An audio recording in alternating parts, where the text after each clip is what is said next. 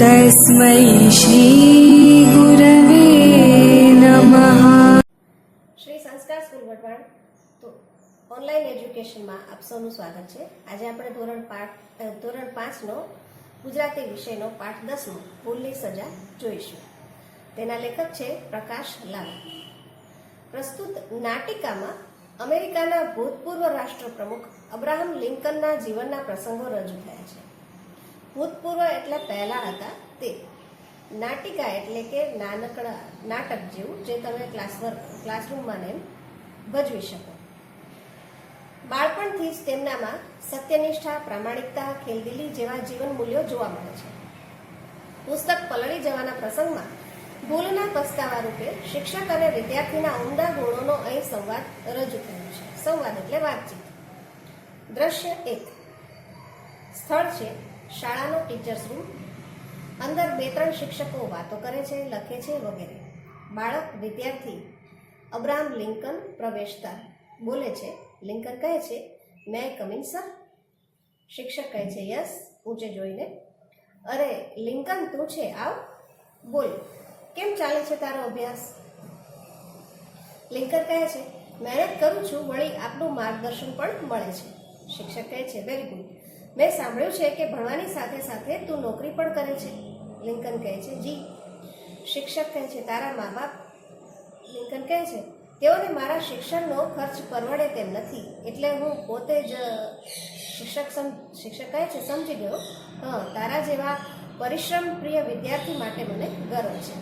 Lincoln કહે છે, thank you sir, મારે અચકાઈને બોલે છે। શિક્ષક કહે, નિસંકોચ જે કહેવું હોય તે બોલ। લિંકન કહે છે, આપે ક્લાસમાં ગઈકાલે જે પાઠ શીખવ્યો તે વિશે વધુ જાણવાની મારી ઈચ્છા છે, તો એ માટે બીજી કોઈ ચોપડી જો આપની પાસે હોય અને મને વાંચવા, શિક્ષક હસીને કહે છે, આપીશ। તારા જેવા જિજ્ઞાસુ વિદ્યાર્થીને પુસ્તક આપીને મને આનંદ થશે। ખાનામાંથી પુસ્તક કાઢીને આપે છે। લિંકન કહે છે, આભાર સાહેબ, 2-3 દિવસમાં જ હું આપને ચોપડી પાછી આપી દઈશ। શિક્ષક કહે છે, ઉતાવળ નથી, નિરાતે વાંચીને પછી આપજો। લિંકન ઊભો થઈને thank you sir, thank you એમ કહીને જાય છે। શિક્ષક કહે છે, ખૂબ પ્રગતિ કર બેટા, ખૂબ પ્રગતિ કર। લિંકન ઊભો થતાં કહે છે, ઓકે સર, બાય। શિક્ષક, યસ, આવજો। અબ્રાહમ લિંકન વિદાય લે છે। પહેલા દ્રશ્યમાં આપણે જોયું કે લિંકન છે એ પોતાના વર્ગ શિક્ષક પાસે કોઈ પાઠ ભણ્યા હતા તેની વધુ માહિતી મેળવવા માટે અન્ય પુસ્તક વાંચવા માટે માંગતો હતો। શિક્ષકે તેને એ આપ્યું, કારણ કે લિંકન ભણવામાં ખૂબ હોશિયાર અને ડાયો વિદ્યાર્થી હતો, એટલે શિક્ષકોને તેના પ્રત્યે માન હતું। દ્રશ્ય 2 અબ્રાહમ લિંકનનું ગરીબ સ્થિતિનું ઘર। રાતનો સમય, ઘડિયાળનો ટીક ટીક અવાજ। લિંકન સૂતા સૂતા શિક્ષકે આપેલ પુસ્તક વાંચે, ઊંઘ આવતા ઊંઘી જાય, પુસ્તક છાતી પર છે, પડખું ફરે ત્યારે પુસ્તક બીજી તરફ પડી જાય છે। સંગીત, મોર્નિંગ ટ્યુન। લિંકનની આંખ અચાનક ખુલે છે। લિંકન રાત્રે સૂતા સૂતા પુસ્તક વાંચતો હતો અને પુસ્તક હાથમાંથી ઊંઘ આવતા પડી પણ ગયું અને સીધો સવારે ઉઠ્યો ત્યારે એ ઝબકીને બોલે છે, ઓહ, સવાર પડી ગઈ, પુસ્તક વાંચતા વાંચતા મને ક્યારે ઊંઘ આવી ગઈ? આમ તેમ જોઈ, અરે ચોપડી ક્યાં ગઈ? ખાટલામાં શોધે, છેવટે ભીંત પાસેથી નીચે તરફથી મળે છે। અરે આ ચોપડી તો પલળીને તદ્દન ખરાબ થઈ ગઈ છે। બારી બહાર જુએ છે, બાપરે, રાત્રે સારો એવો વરસાદ પડ્યો લાગે છે। હા, અહીંથી વાછટ આવવાના લીધે જ પુસ્તક પલળી ગયું। પુસ્તક આમ તેમ જુએ, ઓહ, હવે સરને હું શું જવાબ આપીશ?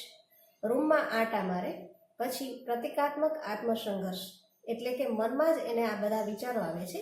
એ વિચારે છે, મારી પાસે તો એટલા બધા પૈસા પણ નથી કે નવી ચોપડી ખરીદીને સાહેબને પાછી આપી શકું। શું કરું? જૂઠું બોલું? સરને જઈને એમ કહું કે પુસ્તક કોઈ ચોરી ગયું? ના, એના કરતાં એમ કહું કે રસ્તામાં પડી ગયું? ના ના, અસત્ય હું ન જ બોલી શકું, અસત્ય મારે ન જ બોલવું જોઈએ। તો શું કરવું? શું કરવું જોઈએ મારે? શું કહેવું જોઈએ મારે મારા શિક્ષકને? ખૂબ વિચાર, મંથન, લાઇટ એન્ડ શેડોની ઇફેક્ટ્સ પછી પાકો નિર્ણય, આ મનોમંથન દર્શાવ્યા પછી એને એક નિર્ણય પર આવે છે. રાઈટ, મારો આ જ નિર્ણય યોગ્ય છે, ફક્ત આ જ નિર્ણય. સાહેબ મને જે કંઈ સજા ફરમાવશે તે હું ભોગવીશ, પણ જૂઠું તો હું નહીં જ બોલું. અત્યારે જ સાહેબ પાસે હું જઈશ અને હું એમને સાચે સાચી વાત કહીશ. સાચા અને મક્કમ નિર્ણયનો સંતોષ તે સાથે ફેડ આઉટ. એટલે કે દ્રશ્ય બદલાય છે. દ્રશ્ય 3. અગાઉનો જ ટીચર્સ રૂમ. સવારનો સમય. લિંકન સાહેબની સામે ઊભો છે. શિક્ષક કહે છે, બોલ, કઈ મદદની જરૂર છે તારે? લિંકન કહે છે, સર, આપે મને જે ચોપડી આપી હતી. શિક્ષક કહે છે હસીને, તે હજી સુધી તું વાંચી શક્યો નથી.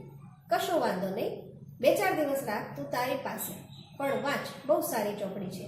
લિંકન કહે, સર, મારાથી જે ગફલત થઈ ગઈ છે એનું મને દુઃખ છે, પણ રાત્રે તમે આપેલું પુસ્તક વાંચતા વાંચતા મને ઊંઘ આવી ગઈ.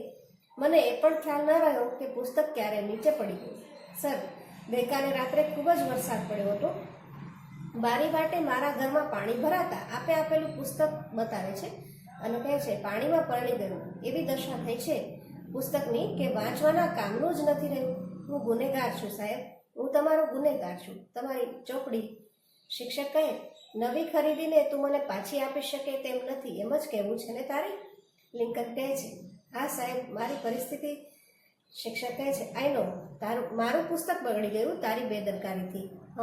પણ લિંકન, તું સાચું બોલ્યો તેથી મને ખૂબ જ આનંદ થયો છે. લિંકન કહે છે, પણ સર, આપનું પુસ્તક. શિક્ષક કહે છે, ભૂલનો એકરાર કર્યો છે તે, એટલે માફ કરી દઉં છું તને. લિંકન કહે, એ આપની ઉદારતા છે કે આપે મને માફ કર્યું, પણ હું મારી જાતને માફ કરી શકું તેમ નથી સર. શિક્ષક કહે છે, મતલબ? લિંકન કહે, પુસ્તકની કિંમત હું ચૂકવી શકું એટલી રકમ તો નથી મારી પાસે, પણ આપને ત્યાં થોડા દિવસ કામે રાખી લો. હું એ રીતે આપને આપના પુસ્તકની કિંમત ચૂકવવા માંગુ છું. શિક્ષક દ્વિધા અનુભવતા, એટલે કે મૂંઝવણ અનુભવતા વિચારે છે, પણ મેં તને માફ કરી દીધો છે, પછી તારે? લિંકન કહે, આપના માટે નહીં, મને મારા મનની શાંતિ માટે. પ્લીઝ સર, પ્લીઝ થોડા દિવસ કામ કરવાનો મોકો આપો. શિક્ષક ખૂબ જ મથામણના અંતે કહે છે, ઓકે, આવતીકાલથી રોજ સવારે મારા ઘરે આવીને તું બાગકામ કરજે, છોડવાઓને પાણી પાજે. લિંકન કહે છે, થેન્ક યુ સર. શિક્ષક કહે છે, હવે તો તારું મન હળવું થયું ને? લિંકન કહે છે, હા, હવે મને મારા મનને શાંતિ થશે. શિક્ષક લિંકનને અહોભાવથી જોઈ રહે છે.